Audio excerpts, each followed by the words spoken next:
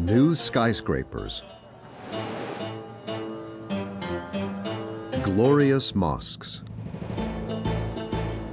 In Abu Dhabi, the biggest emirate in the Persian Gulf, there's nothing you can't find in between the traditional dhows and pure luxury. People behind the wheel like to flip the bird at you. A country shaped by desert and sea.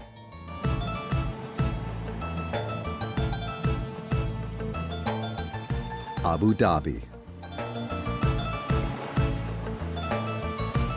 The island kingdom of the Sheikhs.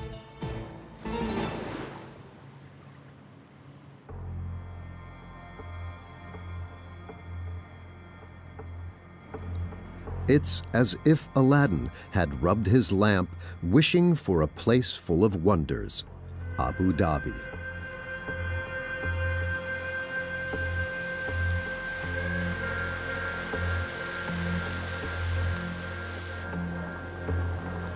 The Emirates Palace was built to provide the rulers of all 7 emirates with a suitable meeting place. Since that time, every ruling family has its own suite that is available to them at any given time.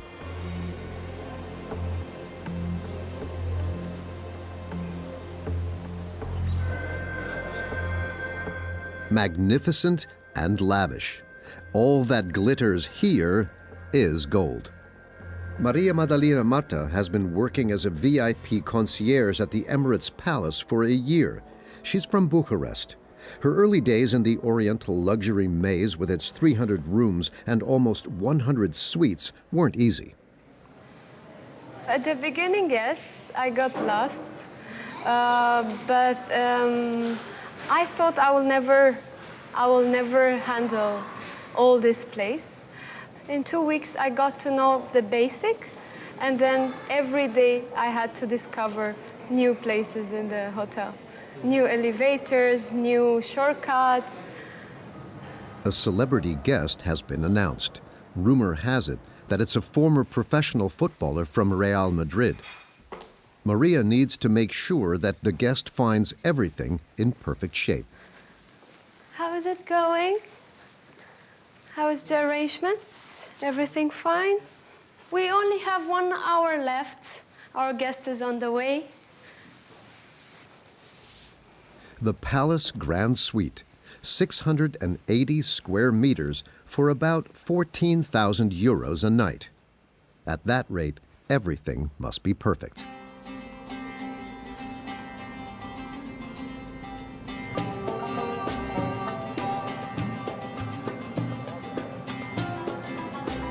The dhow 921 is on her journey back to Abu Dhabi harbor. For years, the ship has been the home of these 5 men from India. Still, they're amazed by this sea of houses, a place of hope for their captain, Ramesh Bey Tandal.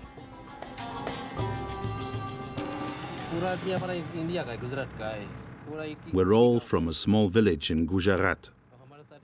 I even brought 2 of my younger brothers.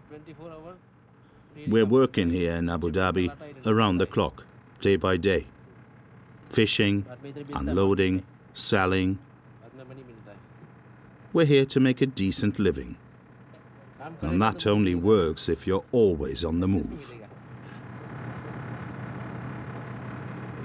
They live, work, and pray on the dhow, the traditional boat of the Persian Gulf. Ramesh Bey has been living here for 20 years. Work is hard, but the pay is fair. There are almost 300 dhows in the harbor. Men from India live on all of them. It's a floating fisherman's village, right across from the unreachable glittering world of downtown Abu Dhabi. The difference between them and us is that they earn a bit more money, and our life is more dangerous. The sea is dangerous. Boats may sink. There are deadly accidents. The people over there don't have real problems. They work, eat and sleep in those beautiful air-conditioned buildings. Out here, life is hard. The Indian fishermen's boats are tightly packed, sometimes 15 of them in a row. A nautical community. On one boat, they wash their clothes. They cook on another and play cards on another.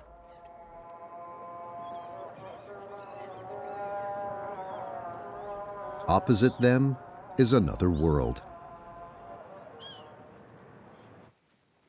Maria's biggest concern is the desert sand. Somehow, it always finds a way into the suites. Her inspection is meticulous. Everything must be flawless. The silver fittings, the bathtubs coated with nacre, and the bedding embroidered with golden threads. It has to look like you come to a king's room. Here it's the palace suite, so the covers, especially the covers, are made for these suites. So it has to look perfectly arranged. Like it looks new and no guest has been there before. Everything seems to be fine, but then Maria discovers something in the suite's dining room. If you could have a look at this one, please. Just a little more here in this corner. Thank you very much. As a palace, we need to look shiny, especially our glasses. We have special glasses, crystal glasses. They should be shiny all the time.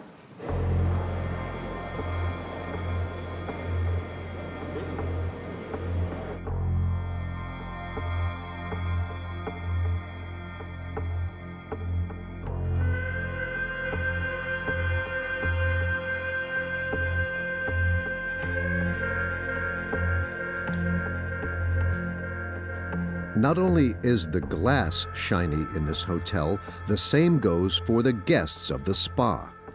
The dernier cri, facial masks out of beaten gold. It's supposed to work wonders.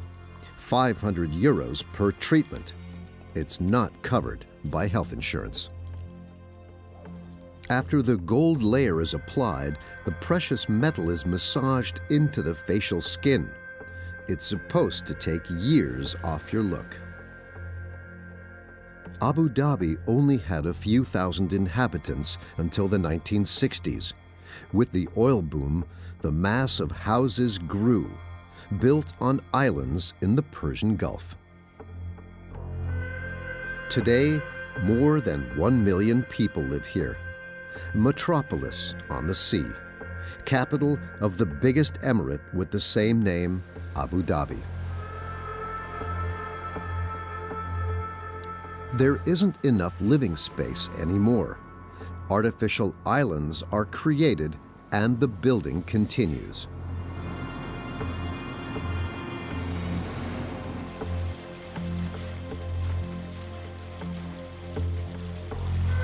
In Abu Dhabi, essentially nothing is old. What doesn't fit the zeitgeist is torn down and rebuilt. The city continuously changes its appearance.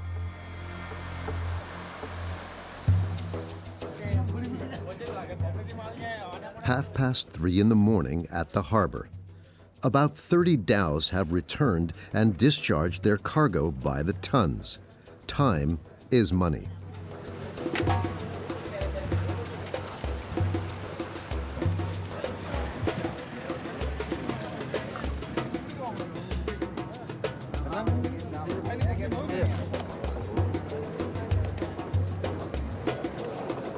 Their catch is presented in long rows on the asphalt right next to the boats. It's all sorted: sea bass, tuna, mackerel, and many more. The auction will begin soon. Ismail Al-Ali used to go fishing as well. Now he owns 5 boats and lets others fish for him. His people caught almost 1 ton of fish last night. Let's see if the price is right. No, it's better if you line them up beautifully. Just like that, sorted by size. It's a good quality today. The fins have that nice yellow shine. Over there, they have the same fish, but they're only half the size of mine. Ours are much bigger, much meatier.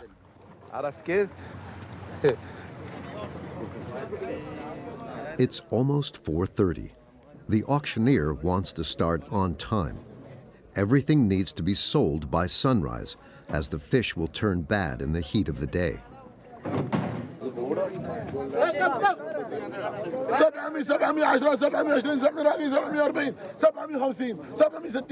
The fish is sold in portions of 100 kilos. The auctioneer asks for 700 dirham, about 170 euros. The buyers bid in steps of tens. Sold for 880 dirham, 2.1 euros per kilo.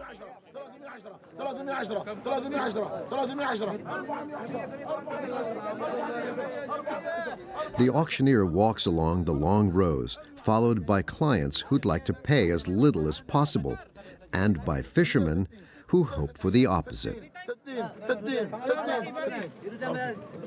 Then, Ismail's catch is under the hammer. The fish salesman addresses the crowd. Come on, people. The first batches are sold at around 2 euros per kilo. Praise Allah, it's going well. But we had a good catch. Fish of such good size and quality are quite rare.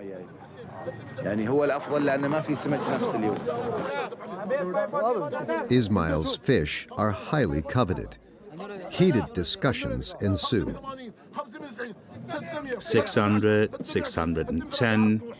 Don't get on my nerves.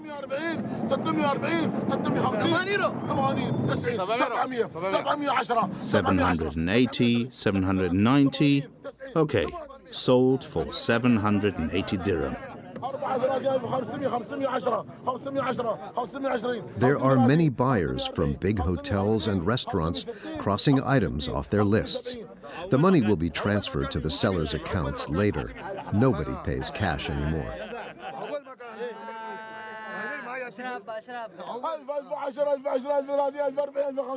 Ismail's fish are in high demand.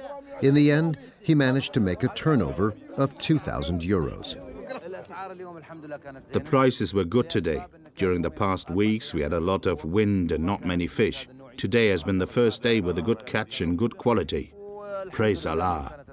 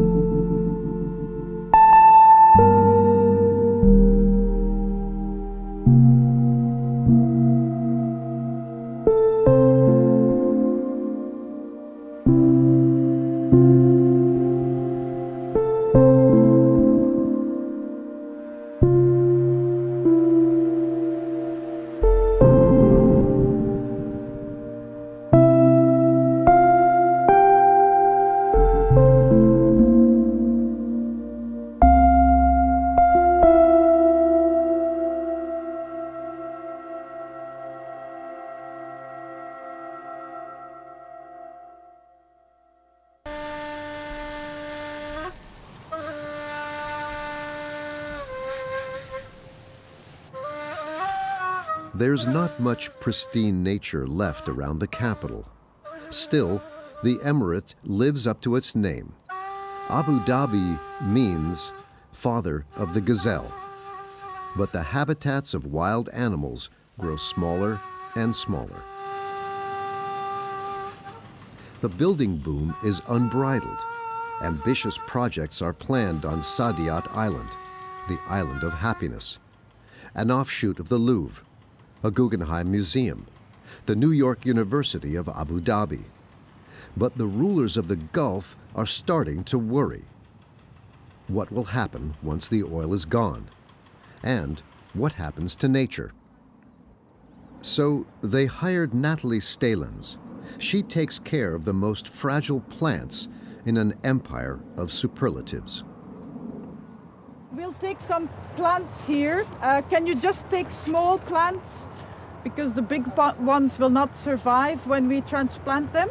So just take small plants and dig them out. Make sure you have the roots, and then we can take them to the site.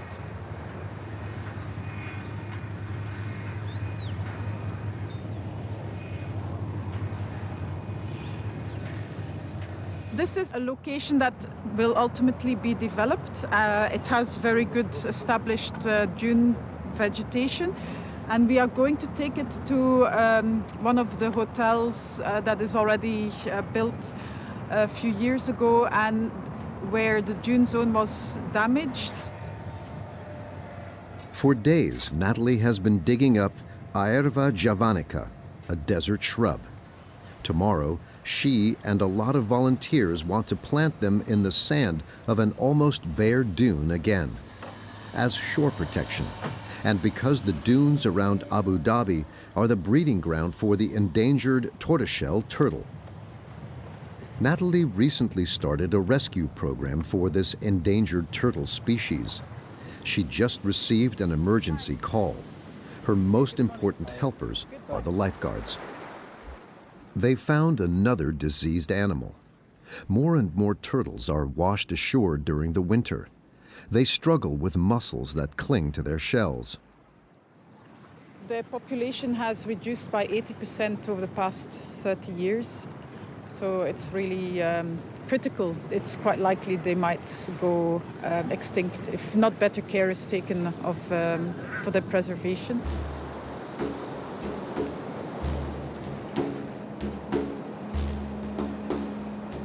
Tortoiseshell turtles face a lot of threats. They get caught in fishing nets, are turned into soup meat, and their eggs are considered a delicacy in some countries.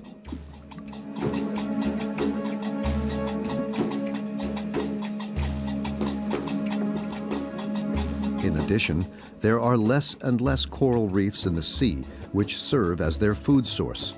Without sufficient food, the animals grow weak and vulnerable. So mussels attach to their shells, and the turtles are washed ashore. Close by, the lifeguards find another animal, also covered in mussels.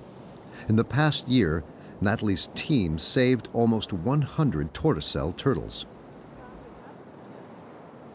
This is a very young one. It's probably not more than 5 years old. 5 years old? Yeah, and possibly a boy because he's got these claws on the back of his flippers.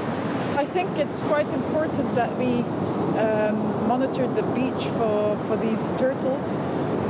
Every turtle that we can save by simply taking it to a vet and having it looked after for a few months is another turtle that potentially can save the whole race from extinction. And without us, they would definitely die. After only a few days in sweet water, the mussels fall off.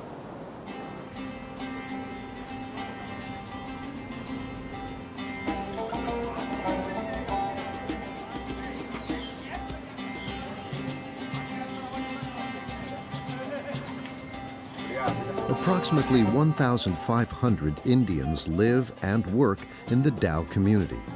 They are officially employed by Arabian boat owners who supply them with the treasured work visa. 80% of the inhabitants of the Abu Dhabi Emirate are foreign workers, 2 million people. They cherish their life as fishermen. It's much more desirable than work on the dusty building sites with their cramped accommodations. Ramesh Bey and his crew need to prepare for their next tour. They build fish traps, hemispheres out of wire that serve as a weir. Simple, easy to make, cheap.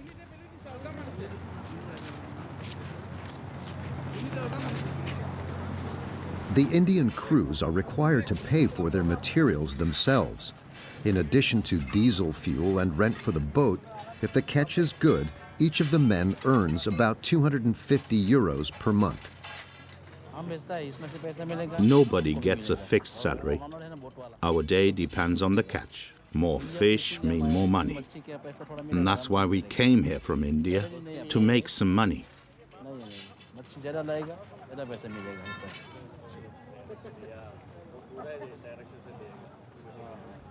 Most of them work 10 to 11 months at a time and then visit their family at home, if they can afford the flight.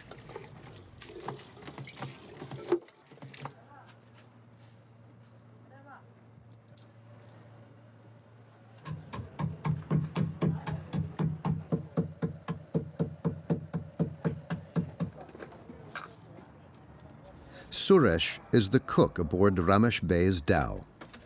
At least 3 times a day, they drink tea with cardamom and milk, a taste of home in the Persian Gulf. Once all the work is done, the deck turns into the living room. Now, in winter, the weather is quite pleasant. At 25 degrees, they enjoy sitting on their sun deck. But during the summer, when temperatures almost double, they escape to the shade. The smell of fresh tea lures some of the neighbors from other boats. Then they talk about India, their families, and life in Abu Dhabi.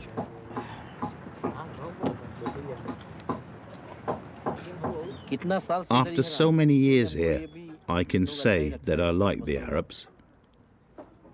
They're a good people. Even the man from whom I rent this boat for 20 years has always been fair with me. We have a boat at our village in India as well, but you can't earn money with it. Costs are high, and there's not enough fish. If you work hard here, you earn decent money. We send money back home so that our children can go to school and the family has enough food. Everybody here does that.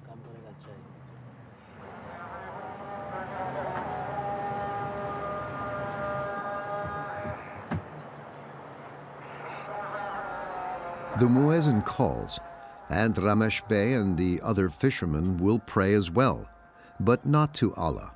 They're Hindus, and their favorite goddess is Lakshmi. They built a small altar in the captain's cabin. Their next big fishing tour starts tomorrow evening. Goddess Lakshmi will supposedly help their trip be successful.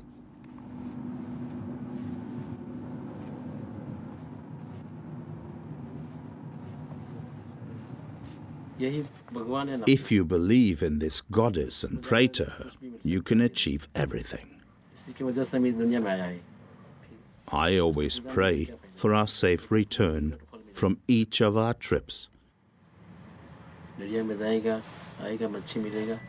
and for a good catch.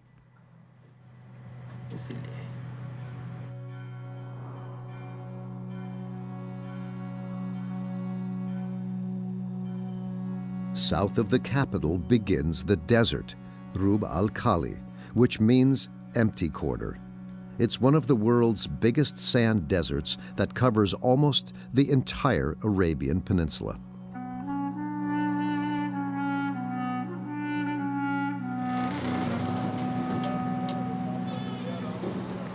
At the borders of the oasis town Al Ain, there is the biggest market for camels in the whole of the Arab Emirates.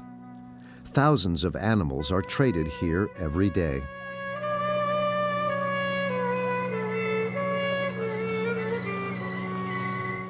Camels for breeding, for racing, and for eating as well.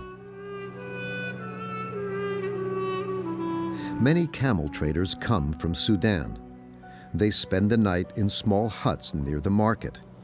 During daytime, they do their deals at the market.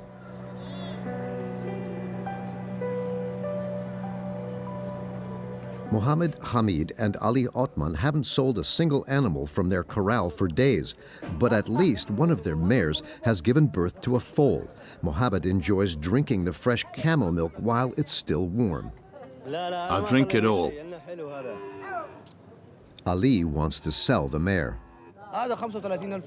35,000 dirham for her and the foal. That's about 8,000 euros.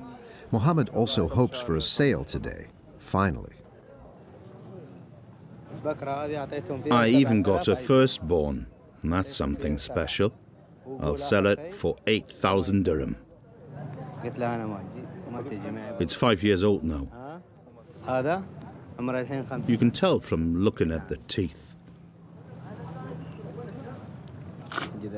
1,900 euros is a good price for a young camel.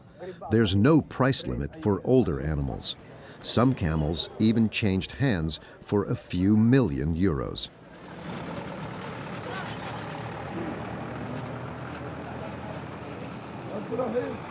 Most of the traders are intermediaries. Their plan is to buy an animal cheaply, raise it well, train it, and then hope for a sheikh with a big wad of cash to show up.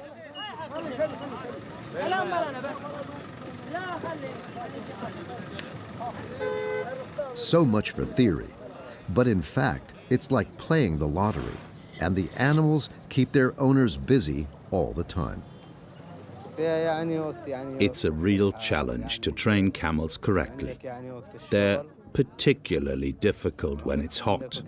You need to accustom them to the leash, train them to kneel down, and many other things. It's a lot of work. Mohammed needs to train this old camel. It's been very hard to sell, as it follows even the simplest orders only under protest.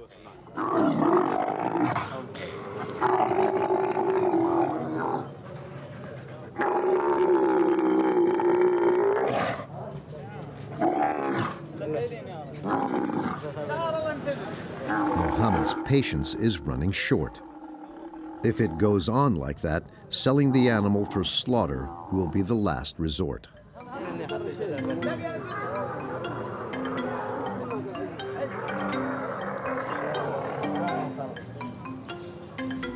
Right next door, people trade another favorite animal of the Arabs, falcons.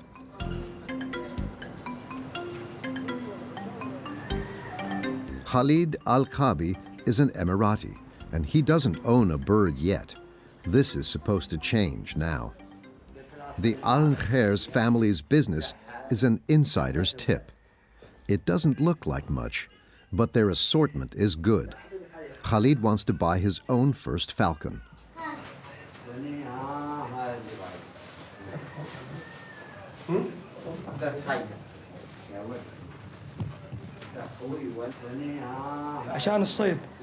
I love falcons, and I want one I can go hunting with. It's the season now.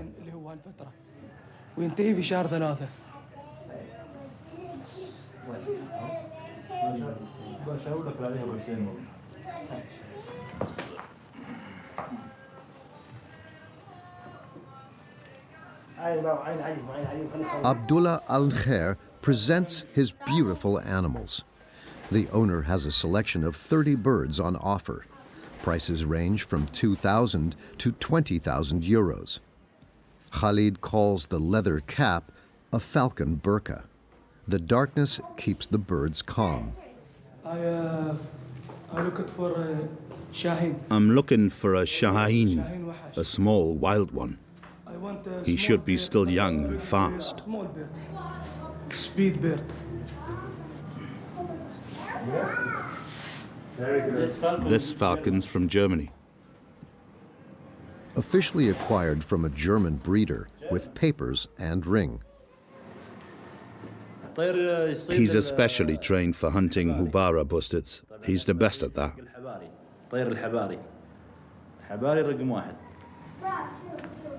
But the German falcon is too big and heavy for Khalid's taste. Also, he wants to hunt pigeons with his animal. But the two traders don't give up that quickly. How about such a beautiful light falcon like this? He's from Syria.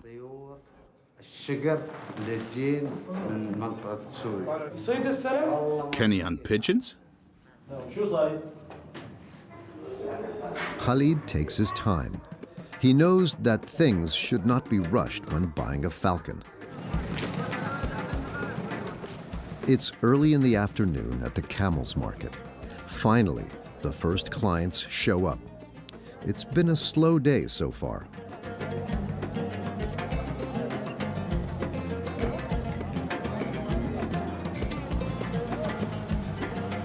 Next door in the goat department, animals already change hands, but not without incidents.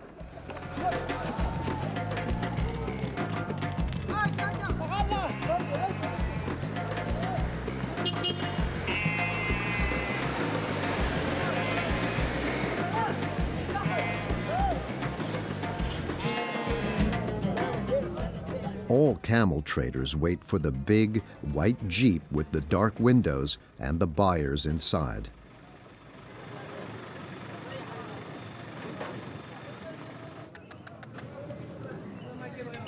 Sudanese Mohammed and Ali move their most beautiful animals to the front row. Today must be the day. Finally, a client. Salim Al-Khattab from Saudi Arabia takes a look around the corral. For how much do you sell them? It's a careful approach.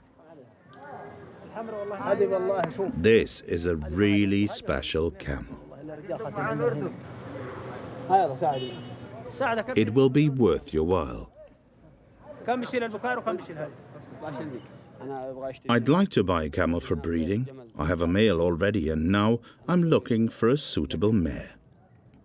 If they manage to make a foal, I may be able to sell it in a year's time. And now, the young man wants to buy two animals.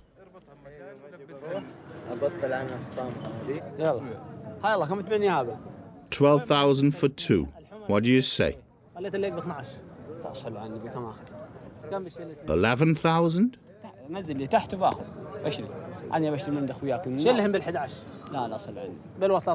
The Sudanese realize that their client is looking for a bargain.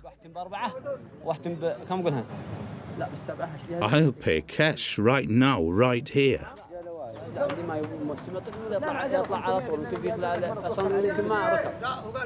Let's agree on 7,000 for both of them.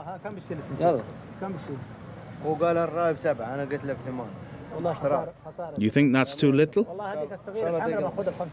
Well, I won't pay more than 7,000.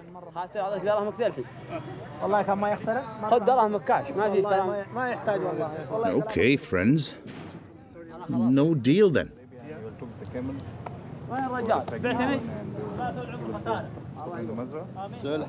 Mohammed and Ali must continue their wait.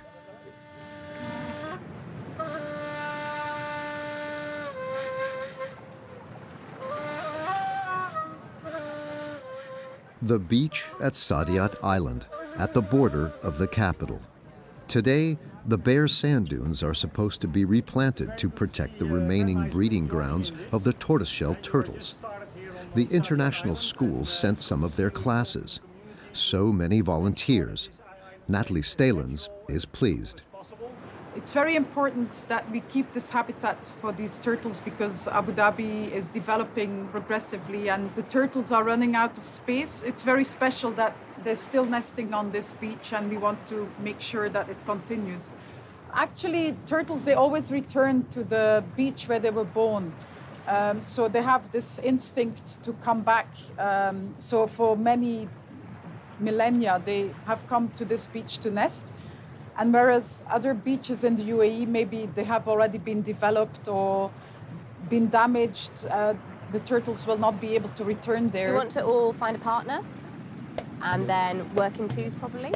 You see the irrigation pipes? Where there's holes, that means the water will be dripping out there, and we need to dig holes close to one of those irrigation points.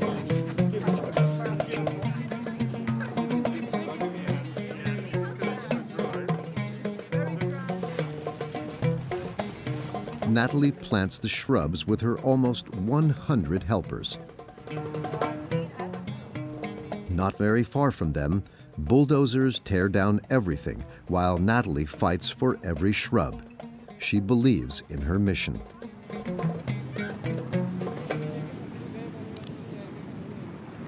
I think originally the people here were very sustainable. Obviously, they lived in very harsh conditions and managed to do so for many centuries. Then with the newfound wealth, maybe they forgot a little bit about it, but you have to start somewhere, and I think any little change can be the beginning of a bigger change, and if you don't appreciate the small differences, then the big differences will never happen. That's what I think.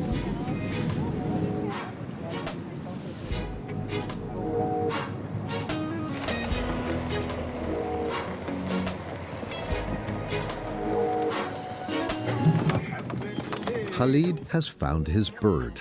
Now he wants to take the bird to the desert and let him fly for the first time.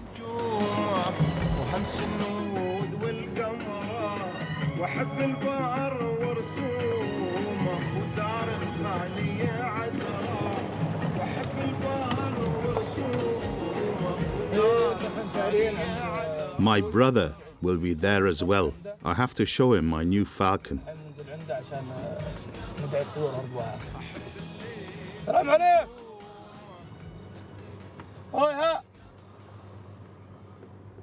Zaid, Khalid's big brother, is already waiting for him.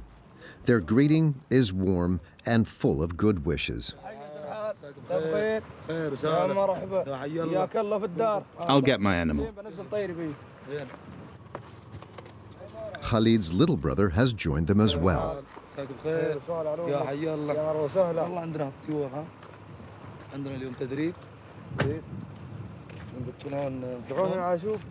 Look at this beautiful specimen.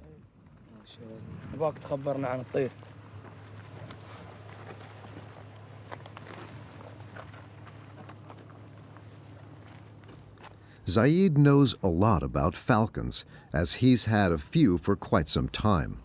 Khalid, as a beginner, values his opinion.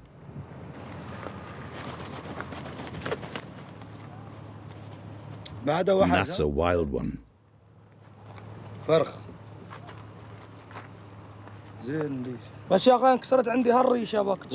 Look at those feathers.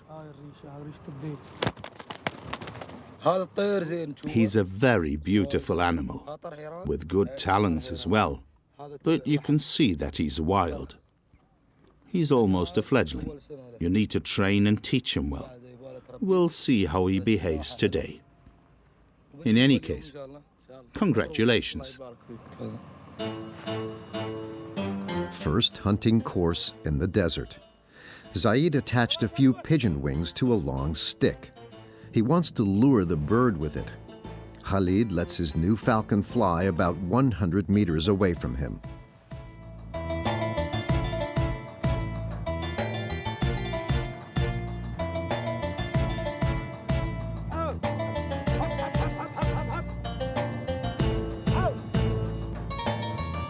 Zaid isn't soft on the young falcon.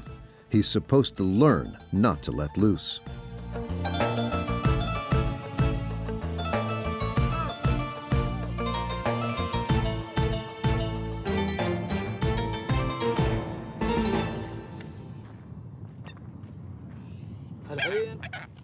He's afraid that I'll take it away from him.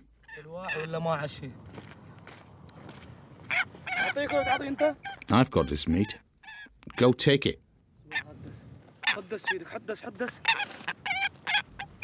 Khalid brought a chicken thigh. First, he needs to hide it. Then there's the exchange. Fresh meat for old pigeon wings.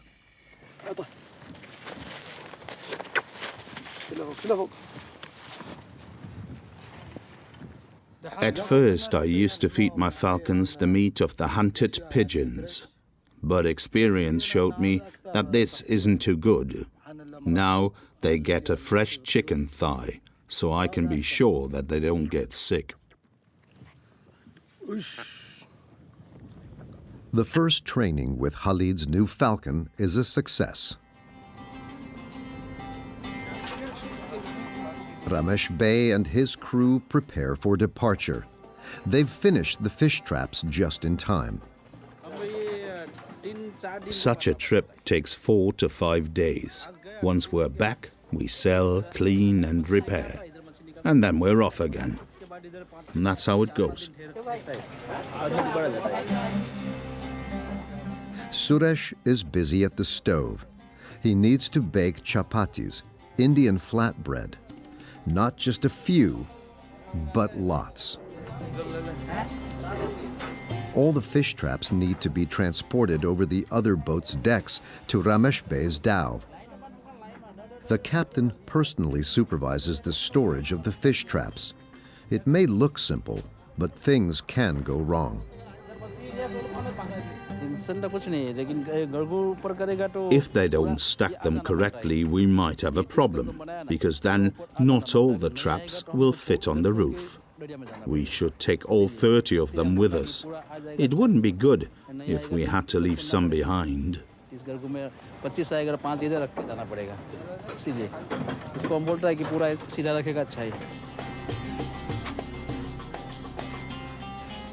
Most of the chapatis aren't food for the crew, but bait for the fish traps. The fish of the Persian Gulf love the flatbread from India.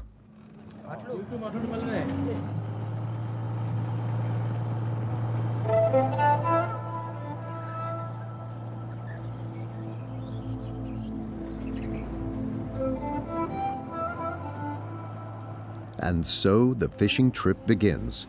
Sometimes Ramesh Bey and his men sail out to the Indian Ocean. Their home, Gujarat, isn't too far then. But they'll only be able to see their families after another year when they've earned enough money, here in Abu Dhabi, the island empire of the Sheikhs.